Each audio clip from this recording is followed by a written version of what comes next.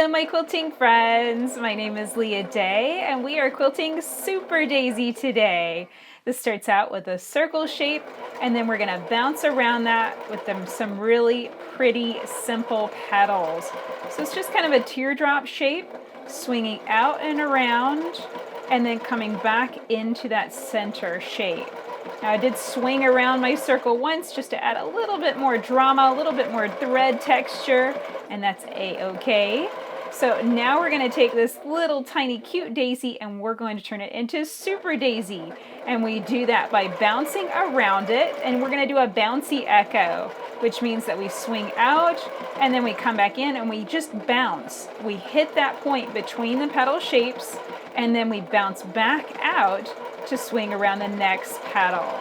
So we're going to just bounce around and around in order to expand this design, and it's going to fill like this. We could fill an entire quilt like this, just bouncing around, expanding that petal shape. Now to change this up and kind of make it a little bit more interesting, you could widen the distance between your echoes. So you could make some echoes extra tall, like an entire row going around. Let's try that out. I'm going to take this row and just expand it to be double the height. I'm just looking at the rows before and seeing how far out I branched, and then now I'm just doubling it. I'm just widening that spacing, and that's just going to make it that much more interesting and pretty on the quilt. So after I did that wide spacing, I'm going back around again with some narrow spacing, and I really like that effect. I think this turned out super cute.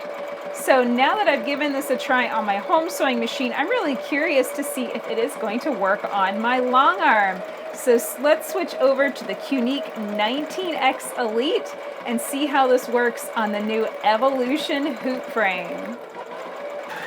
So I'm going to get started with just some spinning circles here in this center. I'm not going to worry about this being perfect, but I did want to start out with a nice circular start, and I find the more I spin around it, the more circular it gets with time. So now I'm bouncing around to form my initial flower shapes, and that actually went a lot faster than I was expecting. I really like this. And so now it's just a matter of stitching out and around with my petal echoes, and I want to keep this kind of slow and controlled. I don't want to get wiggly wobbly or out of control here. So as I'm swinging out, I'm roughly trying to keep that distance of about 1/2 of an inch between those lines of quilting. And here's the thing on a long arm. We have to watch out for how big the design is getting, because we can't just take this and quilt this over an entire quilt.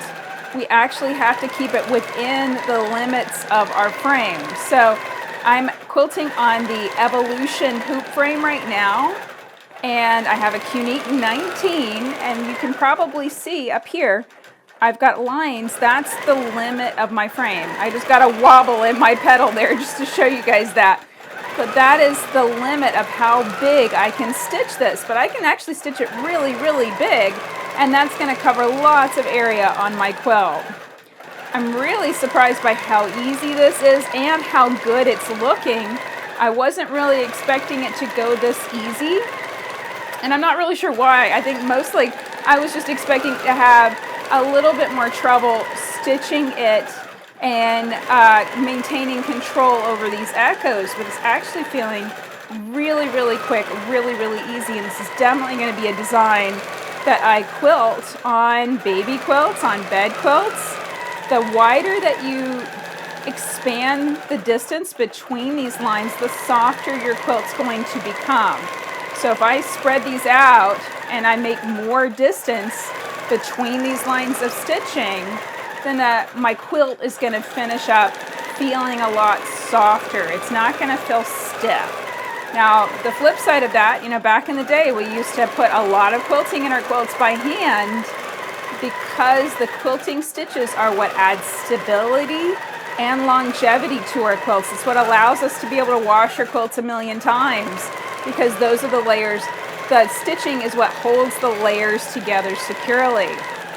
So it's kind of how much quilting do you want, and how much stability do you want, And how long do you want to wash it before it starts to feel soft? Because if you put more quilting in it, it's going to be fine. It's just going to feel a little stiff until you kind of beat it to death in your washing machine, really.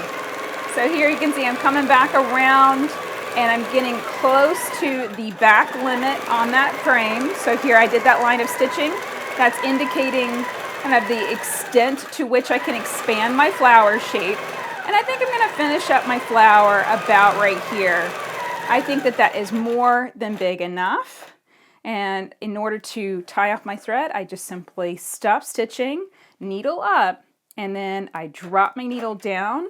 That brings up a loop. That loop is my bobbin thread. That way I can trim off, create nice long thread tails to be able to tie off and bury my threads. So there we go. That is Super Daisy stitched on a long arm, and I am delighted by how that turned out, guys. I mean, that was so easy, so simple. And this is going to expand and take up lots and lots of space on your frame. Of course, if you don't have as big of a machine on your frame, you're not going to be able to stitch as big of a flower. But I don't think that that's a huge limitation. Stitch lots of littler flowers with spacing like this, where you have about 1 inch petals, 1/2 inch distance between those echoes, and you're going to end up with a really nice soft quilt. Now, if you'd like to find more videos like this, free motion quilting both on a home sewing machine and on a long arm, come and check out my website, leahday.com. Until next time, let's go quilt.